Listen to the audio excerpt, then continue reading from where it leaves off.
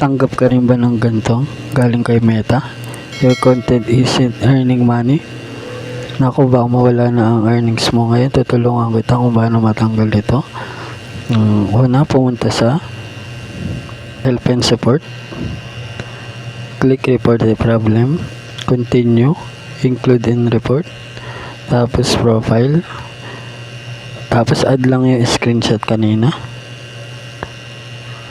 Screenshot. Tapos mag-type ng explanation. Ano ba lalagay natin explanation dito? Ngayon gagawa tayo. Una, pumunta sa Chrome. Pagkapunta sa Google Chrome, i-type ang GPT. Enter. Click openai.com. Open lang natin.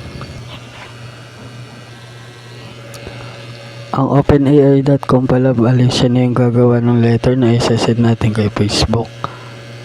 At gagawa ako ng example. Example lang ito, pero pwede rin kayo gumawa ng sarili niya. Ito ang sinulat ko sa GPT. Write an appeal letter on Facebook about my content. Isn't it earning money?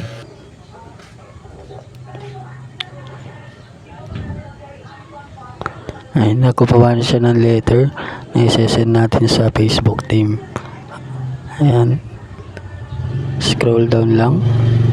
Then, sa baba, nakalagay ang pangalan. Lagay nyo na yung pangalan ng page nyo or yung profile name nyo.